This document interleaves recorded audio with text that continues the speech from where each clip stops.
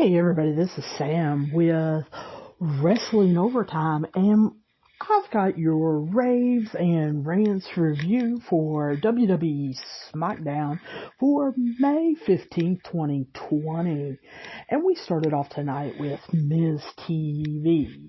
Of course, we had The Miz, and he came out with John Morrison. I'm not sure whether just because Morrison is now his tag team partner, that he needs to be on Miz TV every single time. I mean, I know John Morrison once on TV, but Miz TV is The Miz. And their guest tonight was Otis. Oh, you guys know how I feel about Otis. He wears me out. So I was not looking forward to this. However, we saw The Miz and John Morrison show childhood photos of Otis while making fun of his appearance and his learning disability that we found out about. I wasn't aware that Otis had a learning disability, and I'm not sure whether that is real or that's just a work for the wrestling, for them to make fun of him. But if so, then yes, I feel sorry that he had to struggle with that and probably still struggles with that. However, those childhood photos, my oh my, yes, he was a big baby. I hope for his mother's sake he really was not 12 pounds when he was born. I hope that they took him before that, or he was born a lot smaller, because I'm sure she did not enjoy that. But his photo of him in his underwear with the belt that he had bought at the time as a child, he looked to be, I don't know, somewhere between probably 8 and 10. Yeah, I didn't need to see that. Didn't want to see that. Shouldn't have saw that. I don't want to see Otis in his underwear now, and am very against it, so definitely did not want to see him as a child. I totally agree with Miz when he said that Otis is unworthy of being Mr. Money in the Bank. I cannot believe that AJ Styles got that briefcase and fumbled it, and it just somehow ended up in Otis's hands. So I totally agree with The Miz on that factor. I want to bring up the factor that I brought up the last couple weeks. Where is Tucker? Does that need to be a hashtag, where is Tucker? Because The Miz then challenged him and Tucker to take on The Miz and Morrison in a tag team match. And Otis said, Tucker isn't here. Well, Tucker hasn't been there since before the Money in the Bank pay-per-view. Did he get fired? Did on Black Wednesday he get fired and we just didn't know about it? Is he injured? Why is no one that has any insider connections to Tucker letting us know where is Tucker? Because Otis definitely needs him back. So The Miz says that him and Morrison want to take Otis on. My issue is if Miz has a problem with Otis being Mr. Money in the Bank, why doesn't he just take Otis on in a singles match? Because The Miz is actually a singles wrestler, and I guess Otis is too, since he's now Mr. Money in the Bank. Why does it have to be a tag team match? Again, does this go back to John Morrison wants to be on TV? Because if Tucker is not there, there's no point in having a tag match. But yes, as WWE does, they find a reason to have a tag match. So now we're left at the beginning of the show with the whole show Otis trying to find a tag team partner. Then they kind of in a WWE way, announced that the Intercontinental title is now vacant. That they didn't come out and say that they stripped Sami Zayn of the title, which we announced on our news and updates episode earlier, but WWE has, and they're upset with Sami Zayn not coming back, so they just stripped him. So we're informed that we're going to have an Intercontinental Championship tournament. And in this tournament is going to be Elias and Baron Corbin, which is going to be the first match that we're going to see next. Well, great. I don't want to see either one of them, and I definitely don't want to see them take on each other. But anyway, we also get to see the brackets of the tournament, and we find out that later in the show, we are going to see Drew Gulak take on Daniel Bryan, which to me is an interesting matchup and definitely a match that I want to see. And then we see that AJ Styles, even though he's on Raw, is actually going to be in this tournament, and he's going to take on Shinsuke Nakamura. And then we're going to get Sheamus versus Jeff Hardy, which I really like because they've been building up this match, for a while, but at least it's going to be for something. It's not going to just be Sheamus's jealousy. It's actually going to be part of the tournament. So we get the first match of the night, and it is Elias versus Baron Corbin for the Intercontinental Tournament Championship Round 1. Well, this is just a hot mess. It had no flow, and at times you could see them actually looking around because they knew that eventually Baron Corbin was going to pick up the guitar, or looking at each other thinking, what is my next move? I don't know whether they didn't choreograph this very well, or they don't know what they're doing. I suspect that it's probably a little bit of both. I like Baron Corbin as a heel. I like his character. He is a heel that I love to hate. I don't want him thrown off my TV or anything like that.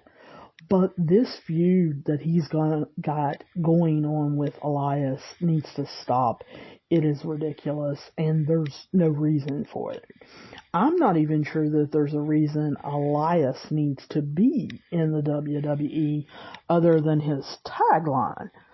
But Elias is a waste of time for me. He needs to, while he was out with his injury, he needed to practice. He needed to get back involved in things. And it's pretty obvious he didn't. He came back with the same gimmick and a lot of the same movesets that just don't work. I loved Michael Cole and Corey Graves back and forth during this match, especially talking about, they didn't need to hurt the guitar and all of that, because Baron finally gets the guitar and smashes it up against the ring post, which lit Elias up. Now, I agree with Corey Graves. I'm not sure why, because Elias doesn't care to break his guitars constantly over people and tear them up, so why does he care why Baron Corbin does this? But anyway, he hit a knee on Baron Corbin for the win and to move on in the tournament, and I am totally against this. I hope they do not give him the championship because, I can't stand Elias. I don't see very much good in him at all. Then we go backstage. backstage we see Otis asking Sheamus to be his tag team partner. Now, why? Are they friends and I don't know about it? Was it because Sheamus was walking along and he saw him? What would cause Otis to walk up to someone like Sheamus and think that he may possibly want to get involved in any way whatsoever with Otis? And as far as I know, Sheamus doesn't have any bad blood with The Miz or with John Morrison, so of course he tells him no and walks away. And I don't know whether that was supposed to be funny. It was, again, time I'm never going to get back from my life. And finally we get Mandy walking over to save her idiot by telling him, hey, you probably should go ask Braun Strowman. Now, again, I think this is also stupid. But Mandy seems to see a reason with it. And so, Otis being Otis, he decides to go ahead and do that. He goes over, and of course, Braun immediately says, you are the Money in the Bank winner. So why would I tag with you? Is this a scheme for you just to find a way to get me in a ring and try to pin me and get my title? Well, Otis, I don't know if that even occurred to him because he looks brain dead, but he swears that it's not. However, I can tell you that I think Mandy probably figured that one out, because she is obviously the smarter of the two in this partnership. And then we find out that the Smackdown mystery hacker is back. Great! I'm excited. Now reveal something new. Oh, you're not going to reveal anything. You're just going to basically show a commercial for yourself. Because that's what it was. It was a commercial for yourself. What WWE doesn't realize that they have kind of walked into with this storyline is I'm excited about it. I don't care who the Smackdown hacker is. I could care less. I don't want to see a tease or a commercial about you. I want you to reveal info. And that's what WWE needs to be doing with this, is revealing different info and getting storylines going using the Smackdown hacker. Because as soon as you reveal who the Smackdown mystery hacker is, then it's over. That storyline is over and you have to use it to go into something else. And WWE Creative doesn't know what that something else is going to be. So just start revealing things so that you can create new storylines this way. Then we get another match. And when I say another, I do mean another. Because Dana Brooke and Naomi have taken each other on before. They just took each other on right before the Money in the Bank pay-per-view to decide who was going to be at the pay-per-view. So I don't understand why we're seeing this match again. Why is WWE pushing Dana Brooke?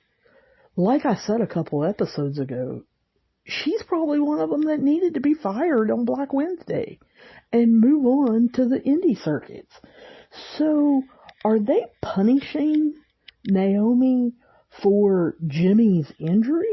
Or even, Jimmy getting pulled over for the DUI and having to go away for 6 months? What are they doing to Naomi here? Because I think every wrestling fan knows that Dana Brooke's a jobber and she's supposed to lose to Naomi. Well, this match just turned out really average. It was run-of-the-mill, typical Dana Brooke, and honestly, typical Naomi match. They don't do anything fantastic or exciting for me to get into their matches. So Naomi went for a pin and Dana Brooke reversed it, and got her second win over Naomi. And then we see Naomi acting all upset about it. Well, do something about it then. You know, get up and beat her brains in. How about you pulling a Seth Rollins and jamming her eye into the steps or something like that? Do a heel turn. Do something, because this is not working.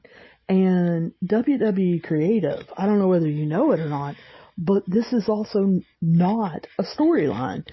So move on, go on. Now, I want to give big props, though, to WWE, or better yet, to Charlotte Flair, for this promo. Because we get the Charlotte Flair promo, and I was thinking, oh no, not here too. I was thinking, why is Charlotte Flair on my TV 3 times a week?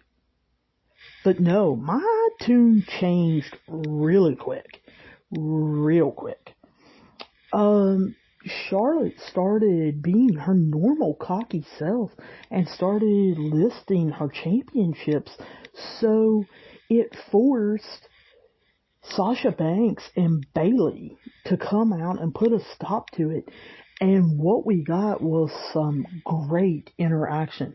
If you miss this, you need to go to WWE.com or WWE's Facebook page or YouTube or something, and you need to watch this interaction because it is really good. And that's what happens when you get 3 really good professional women's wrestlers in the ring together, cutting a promo. I mean, this was really good. I loved it. Charlotte mentioning Bayley's haircut. I mean, that's kind of a low blow, and it's realistic because Bayley was nervous when she first cut her hair. So I enjoyed that. I enjoyed knowing the backstory on that. And then Bayley trying to kick Charlotte out of their show, Smackdown, because her and Sasha Banks are one now, don't you know? And Charlotte just basically laughed at them and said that Sasha was the only reason why Bayley got her title in the first place and why she is keeping her title now. And then Charlotte calls Sasha Bayley's lackey and asked her, do you like just being an afterthought? Now, Sasha's facials during this were absolutely awesome. And Bayley played this perfectly, and of course, I am excited that Charlotte Flair is back. So, I was extremely into this promo and cannot wait for Sasha to take on Bayley next week now, because I want to know, what is Sasha going to do? What is Bayley going to do? What is Charlotte going to try to use to drive another wedge in between them, because she is the master manipulator. So I can't wait. Then we get a Forgotten Sons promo. And I feel like this promo should have been done before they debuted. I realized that with the injury to Jimmy Uso, that it threw WWE kind of into a quandary, and then Tucker has disappeared into quicksand, so they had to get the Forgotten Sons up rather quickly. But this promo was really good. they talked about how no one greeted them with open arms, like people do not usually greet veterans with open arms, even though they should. And then they said they're going to greet the rest of the roster with their closed fists, and then they put their closed fists over their heart. And I, for one time, did not want them off my TV screen. They actually got me involved, they got me to notice them, and they got me to care. And I think that's by using the veteran card, but also by kind of introducing themselves. And I feel like that was really lacking a lot when they debuted. Then we get Daniel Bryan versus Drew Gulak in round 1 of the Intercontinental Championship tournament. Now, I have to tell you, this was a very good match. It was very well executed. You definitely need to find this match on WWE.com, on YouTube, on WWE's Facebook page, somewhere. Because these two traded submission holds back and forth, and they put on a wrestling clinic. And I was actually involved in this match. I wanted to see what they were going to try next. I bought into the story they were telling, that they were friends, co-workers, but they also both wanted to be part of this tournament. And so I really enjoyed this match. Daniel Bryan won with a heel hook as Drew tapped out, and then we got Daniel Bryan telling us afterwards that he really wanted to take the Intercontinental Championship back to its prominence. When I was younger, the Intercontinental Championship meant something. It was one step below the WWE Champion, and you knew that was who they were getting ready to make a run for the WWE Championship. You know, when Randy Orton was the youngest ever to win the Intercontinental Championship, everyone knew that he was coming, that he was going to be one of the next in line. And I think that's what Daniel Bryan was meaning, bringing it back to prominence, because it's been handed and thrown around so much in the last couple years that it's not really seen as a stepping stone, or that it's something that should be revered and fought after. And he said, I think I'm the best wrestler to do that. I think I'm the best wrestler in the company. And I agree with him. I kind of hope that they put it on him or AJ Styles. Now, knowing WWE, since Otis has Money in the Bank, we'll probably give Elias the Intercontinental title, which will be absolutely ridiculous. But, you know, that's how WWE works. Then we get a good, if not borderline great, promo from Sonya Deville. This was awesome. She really has been showing what they should have been doing with her all along. She should have been a heel. She should have been a singles wrestler. And she should have been cutting promos. Dolph is with her, and she starts talking about how Mandy isn't good at anything. From being a good friend to being a good tag team partner, she's not good at anything. And then Sonya does an impression of what Mandy's future is going to look like with Otis.